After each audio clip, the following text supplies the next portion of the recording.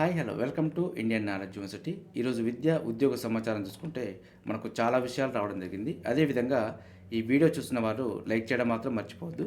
మీరు చేసే లైక్ వల్ల ఎడ్యుకేషన్ మరియు ఎంప్లాయ్మెంట్కి సంబంధించిన ప్రతి ఇన్ఫర్మేషను అందరికీ చేరే ప్రయత్నం జరుగుతుంది. సో ప్రధానంగా మనం వివరాలు చూసుకుంటే 2 లక్షల ఉద్యోగాలు ఎక్కడ అంటూ వార్త చూసుకోవచ్చు. ఏం సాధించాలని సభ నిర్వహిస్తున్నారంటూ ప్రశ్నిస్తున్న యువత అంటూ వార్త అయితే ఇవ్వడం జరిగింది. సో 4,000 నిరుద్యోగ భృతి ఏమైంది, అదేవిధంగా ప్రైవేట్ కంపెనీల్లో 75% రిజర్వేషన్లకు చర్యలేవి అంటూ వార్త అయితే రావడం జరిగింది. సో మరి 2 లక్షల ఉద్యోగాలు ఇస్తామంటూ ప్రభుత్వం అయితే మనకు ఎన్నికల ముందు పేర్కొనడం జరిగింది. సో దీనిలో భాగంగా మనకు 55,000 ఉద్యోగాలను భర్తీ చేశామంటూ ప్రభుత్వం అయితే ప్రకటించడం జరిగింది. తొలి ఏడాదిలోనే 55,143 ఉద్యోగ నియామకాలు చేశామంటూ ప్రభుత్వం అయితే పేర్కొన్నది. సో దానికి సంబంధించి కూడా హోంశాఖ నుంచి 16,000 ఉద్యోగాలు, విద్యాశాఖ నుంచి 11,000 ఉద్యోగాలు, గ్రూప్ 4కు సంబంధించి 8,000 వరకు, అదేవిధంగా వైద్య ఆరోగ్య శాఖ నుంచి 6,900, ఈ విధంగా మనకు 55,143 ఉద్యోగాలకు సంబంధించి నియామక పత్రాలు అందజేశామంటూ ప్రభుత్వం అయితే యువ వికాసం కింద పేర్కొనడం జరిగింది. సో దీనిలో భాగంగా ప్రతి నియోజకవర్గంలో ఇంటిగ్రేటెడ్ రెసిడెన్షియల్ స్కూల్స్ను ఏర్పాటు చేయబోతున్నాం. అదేవిధంగా 11,062 టీచర్ పోస్టుల భర్తీ చేయడం జరిగింది. యంగ్ ఇండియా స్కిల్స్ యూనివర్సిటీ ఏర్పాటు చేయడం జరిగింది. యంగ్ ఇండియా స్పోర్ట్స్ యూనివర్సిటీ ఏర్పాటు చేస్తున్నాం. అదేవిధంగా ఐటీఐలను అడ్వాన్స్డ్ ట్రైనింగ్ సెంటర్లకు కూడా అభివృద్ధి చేయడం జరిగింది.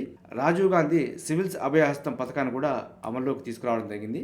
సో ఈ విధంగా విద్యా ఉద్యోగ సంబంధాలకు సంబంధించి అభివృద్ధి పదంలో తీసుకోబోతున్నామంటూ ప్రస్తుత ప్రభుత్వం అయితే పేర్కొనడం జరిగింది. సో ఇదైతే కొంత వాస్తవ రూపమే కనిపిస్తుంది. సో మనకు వచ్చిన ఏడాదిలోనే 55,143 ఉద్యోగాలకు సంబంధించి నియామక పత్రాలు అందజేయడం జరిగింది. సో మరో 50,000 ఉద్యోగాలను ఈ 6 నెలల కాలంలో భర్తీ చేస్తామంటూ కూడా మనకు ప్రకటించడం జరిగింది. సో విద్యకు సంబంధించి కూడా కొన్ని సంస్కరణలు అయితే చేసే దిశగా ముందుకు పోతుంది. సో దీనికి సంబంధించి ఏదైనా అప్డేట్స్ ఉన్నా కూడా మీకు వెంటనే అందించే ప్రయత్నం చేస్తున్నాను. అదేవిధంగా మరో వార్త చూసుకుంటే తెలంగాణకు ఐఐఎం ఇవ్వలేమంటూ పార్లమెంటు వేదికగా తేల్చి చెప్పిన కేంద్రం అంటూ వార్త చూసుకోవచ్చు. సో మనకు తెలంగాణకు ఇండియన్ ఇన్స్టిట్యూట్ ఆఫ్ మేనేజ్మెంట్ను ఇవ్వలేమంటూ కేంద్ర ప్రభుత్వం అయితే పార్లమెంట్లో అయితే తేల్చి చెప్పింది. ఆంధ్రప్రదేశ్ విభజన చట్ట ప్రకారం ఐఐఎం ఏర్పాటుకు ప్రణాళికలు ఉందా అంటూ అడిగిన ప్రశ్నలకు కేంద్ర విద్యాశాఖ మంత్రి అయితే ఈ విధంగా సమాధానం ఇవ్వడం జరిగింది. సో ఇప్పటికే చాలా కేంద్ర విద్యా సంస్థలు ఉన్నందున ఐఐఎం మాత్రం ఏర్పాటు చేయలేమంటూ సమాధానం ఇవ్వడం జరిగింది. అయితే రాష్ట్రంలో ఉన్న Hyderabad University, IIT Hyderabad, EFLU, Maulana Azad National Urdu University వంటి విద్యా సంస్థలను కేంద్రం నిర్వహిస్తుందని చెప్పడం జరిగింది. అదేవిధంగా ములుగు జిల్లాలో 890 కోట్లతో సమ్మక్క సారక్క కేంద్ర గిరిజన వర్సిటీని కూడా ఏర్పాటు చేయడం జరిగింది. సో ఇవన్నీ అందుబాటులో ఉన్నాయి కాబట్టి ప్రస్తుతం ఐఐఎంని అయితే కేటాయించలేమంటూ కేంద్ర ప్రభుత్వం పేర్కొనడం జరిగింది. సో దీన్ని కూడా కేటాయిస్తే విద్యారంగంలో కొంత ముందుకు పోతుందని చెప్పుకోవచ్చు. అదేవిధంగా మరో పాయింట్ చూసుకుంటే యాజమాన్య కోట ఇక ఆన్లైన్లో అంటూ వార్త అయితే ఇవ్వడం జరిగింది. వచ్చే ఏడాది ఇంజనీరింగ్లో కొత్త రూలు, కన్వీనర్ కోటా లాగే బి మరియు సి కేటగిరీ సీట్ల భర్తీ, మెరిట్ విద్యార్థులు నష్టపోవద్దనే మార్పులు, కన్వీనర్ కోటా కన్నా 3 రెట్ల ఫీజులు, ఉన్నత విద్యా మండలి కసరత్తు, త్వరలో ప్రభుత్వానికి నివేదిక అంటూ వార్త చూసుకోవచ్చు. ఇదైతే కొంత మంచి ఆలోచన మీద అని చెప్పుకోవచ్చు. ఎందుకంటే ఇష్టారాజ్యంగా మేనేజ్మెంట్ ఎన్ఆర్ఐ సీట్లను అయితే ఫిలప్ చేయడం జరుగుతుంది. సో దీనికి కనుక కౌన్సిలింగ్ విధానం తీసుకొస్తే మెరిట్ జేఈ ర్యాంక్ ఉన్నవారు, ఎంసెట్ ర్యాంక్ ఉన్న వారికి ఫస్ట్ ప్రిఫరెన్స్ ఇవ్వడం జరుగుతుంది. అదేవిధంగా మనకు ఇంటర్మీడియట్లో మార్కులు వచ్చిన వారికి ప్రిఫరెన్స్ ఇవ్వడం జరుగుతుంది. సో మనకు డైరెక్ట్ మేనేజ్మెంట్ ద్వారా అయితే డబ్బులు ఎవరు ఎక్కువ ఇస్తున్నారో వారికే ఇవ్వడం జరుగుతుంది. సో మనకు కౌన్సిలింగ్ ద్వారా అయితే కొంత ర్యాంకు పరంగా మెరిట్ ఉన్న విద్యార్థులకు కొంత అమౌంట్ పే చేసుకుంటే సీట్ వచ్చే అవకాశం ఉంటుంది. ఇది మంచి ఆలోచన విధానం. సో దీనికి సంబంధించి ఏదైనా అప్డేట్ వస్తే మీకు అందించే ప్రయత్నం చేస్తాను. అదేవిధంగా 11 వరకు అడ్మిషన్ల గడువు అంటూ వార్త చూసుకోవచ్చు. తెలంగాణ ఓపెన్ స్కూల్ సొసైటీ 2024-25 ఏడాదికి గాను ఎస్ఎస్సి మరియు ఇంటర్ ప్రవేశాలకు ఈ నెల 11వ తేదీ వరకు అయితే గడువు పొడిగించడం జరిగింది. సో ఇంట్రెస్ట్ ఉన్న వారు ఒకసారి ఆన్లైన్ ద్వారా అప్లై చేసుకోవచ్చు అంటూ సూచించడం జరిగింది. మరింత సమాచారం కోసం అయితే ఇక్కడ ఇచ్చిన ఫోన్ నెంబర్ ద్వారా సంప్రదించి వివరాలు తెలుసుకోవచ్చు. ఏదైనా కారణాలతోటి ఎడ్యుకేషన్ చేరని వారికి అయితే ఇది ఒక మంచి అవకాశం చెప్పుకోవచ్చు. ఎప్పుడైనా అకాడమిక్ ఇయర్ కంప్లీట్ చేసి పెట్టుంటే ఏ రోజైనా ఉపయోగపడే అవకాశం ఉంటుంది.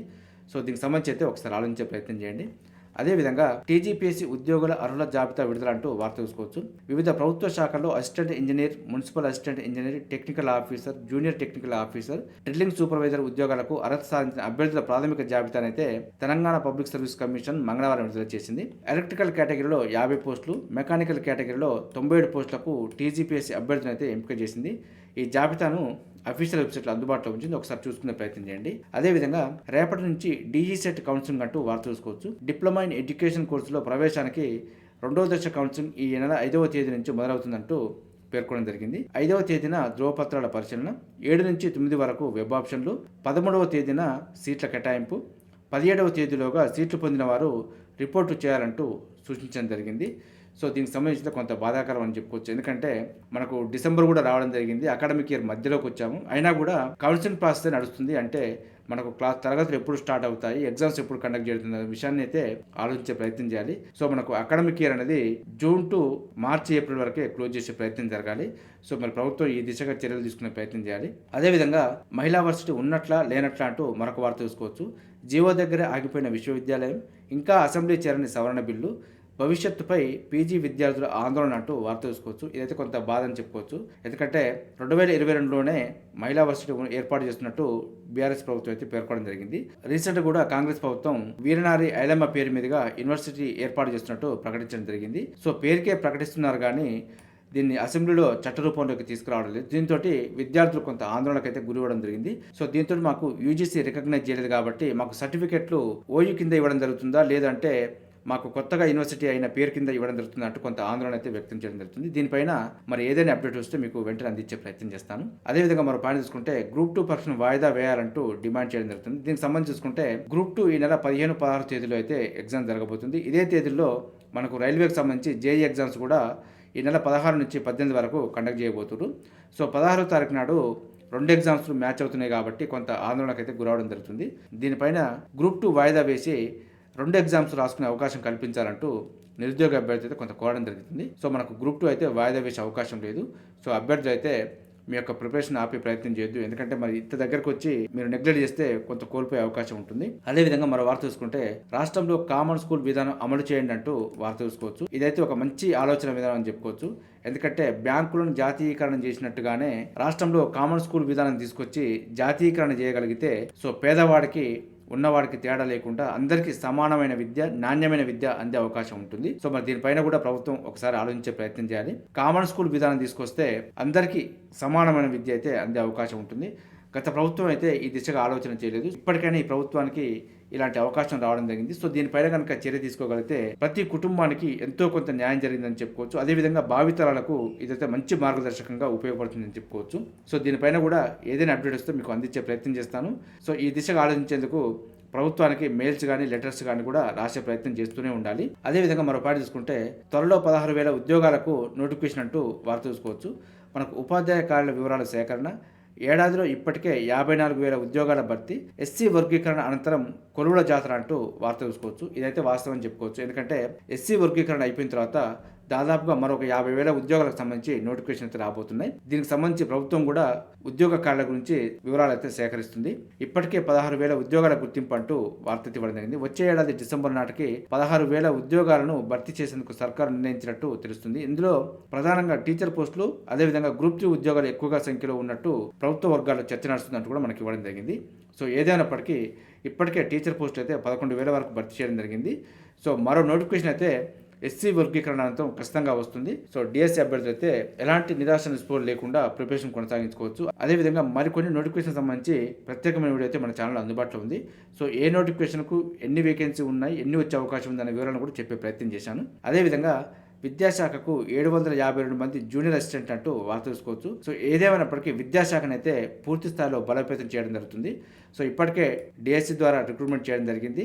మనకు రాబో నోటిఫికేషన్లో అసిస్టెంట్ ప్రొఫెసర్లకు సంబంధించి కూడా నోటిఫికేషన్ రాబోతుంది. విద్యా సంస్థకు సంబంధించి క్లర్క్లు, జూనియర్ అసిస్టెంట్లకు సంబంధించి కూడా రిక్రూట్మెంట్ చేయడం జరిగింది. వాటికి సంబంధించి పోస్ట్ కూడా కేటాయించడం జరిగింది. సో ఈ విధంగా విద్యా వ్యవస్థలో ఎక్కడ కూడా ఏ పని ఆగకుండా ముందుకెళ్లే ప్రయత్నం అయితే జరుగుతుంది. అదేవిధంగా మరో పాయింట్ చూసుకుంటే బీఎస్ఎఫ్ కానిస్టేబుల్ అవుతారా అంటూ వార్త చూసుకోవచ్చు. దీనికి సంబంధించి 275 కానిస్టేబుల్ పోస్టులకు సంబంధించి నోటిఫికేషన్ అయితే రావడం జరిగింది. ఈ నోటిఫికేషన్ అయితే స్పోర్ట్స్ కోటాలోని ఖాళీలను భర్తీ చేయడం జరుగుతున్నట్టు ఇవ్వడం జరిగింది.